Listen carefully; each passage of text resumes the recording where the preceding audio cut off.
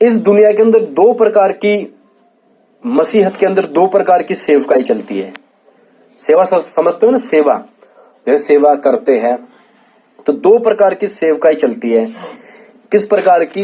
एक तो ये सेवकाई है कि एक प्रभु का दास होता है, वो चर्च में, कलीसिया में खड़ा होकर प्रभु के अच्छे अच्छे वचनों को समझाता है, सिखाता है, चाहे वो दृष्टांत हो, चाहे वो घटनाएं हो, चाहे पुराने नियम में वो कहानियां हो जो बीत गई, एक एक बात को, बाइबल की बातों को खोलकर समझाता है।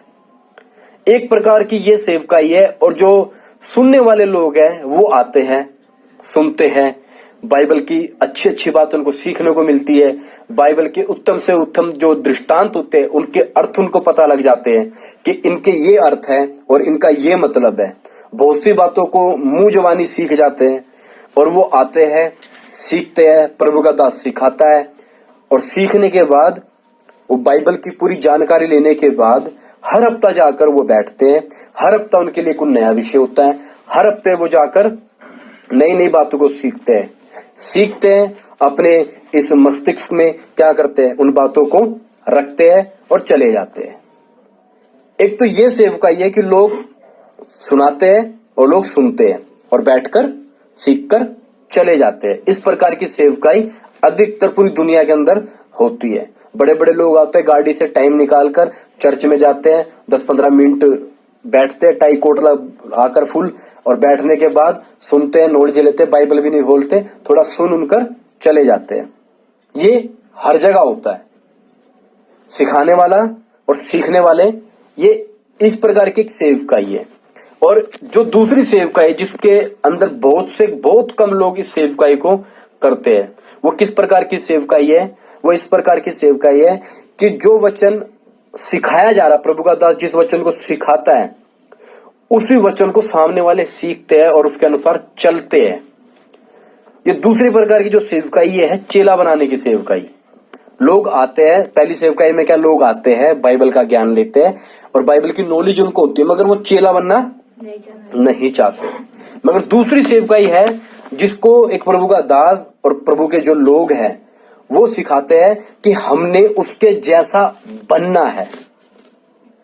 पहले वाले जो लोग होते हैं, जो पहली सेवकाई है, उसमें क्या होता है, उनके लिए एक फॉर्मेट तैयार होता है, एक फॉर्मेलिटी होती है कि हमने आना है, सीखना है और बाइबल के बारे में ज्ञान लेना है और चले जाना है। ये बातें सुनने में अच्छी है, बताने में अच्छी है, और बस एक फॉर्मेट होता है।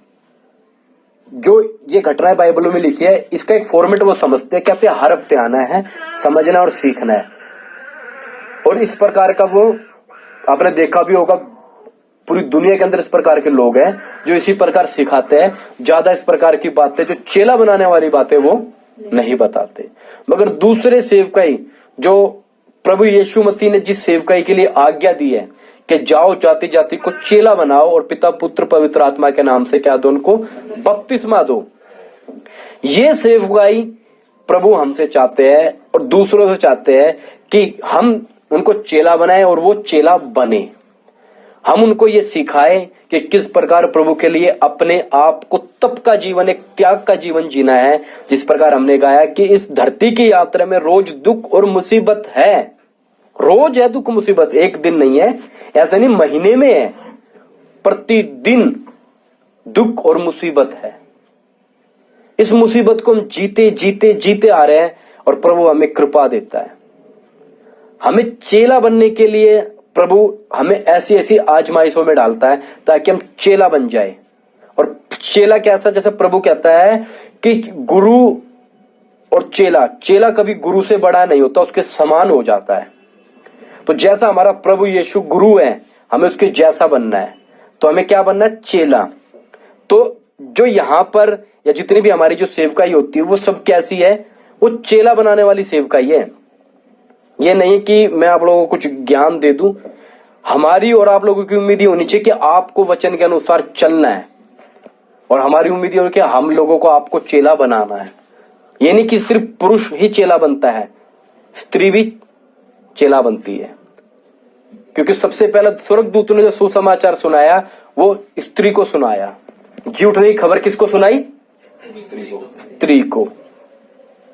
समझ रहे मेरी बात को? तो हम सबको चेला बनना, चेला बनने का मतलब जैसा गुरु वैसा चेला, जैसा प्रभु ने जीवन जिया, जैसी आज्ञा हमने दी, जो प्रभु चाहता हमने वो काम करना है। इस प्रकार का हमने क्या करना है?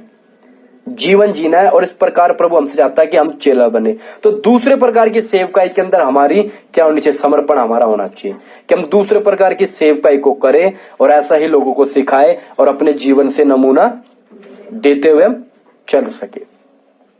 इस प्रकार कभी ना सोचना कि आप लोग बैठे, सीखा, चले गए। आपको दिन प्रतिदिन बदलना है, दिन प्रतिदिन प्रभु के चेले में बदलना है, दिन प्रतिदिन प्रभु के जैसा बनना। तभी घरों के मसले खत्म होंगे, तभी घरों के अंदर दुख होने के बाद भी आपको आनंद लगेगा। जब तक उस चेले की अवस्था में नहीं आ पाओगे तब तक दुख तो दुख ही रहेगा। जब तक प्रभु के समान बनते नहीं जाओगे तब तक दुख आनंद में नहीं बदलेगा। क्योंकि प्रभु दुखी होने पर भी क्या था? आनंदित। तो दुखी होने पर भी दूसरों के लिए प्रार्थना करता था, अपने नहीं दूसरों के लिए प्रार्थना करता था।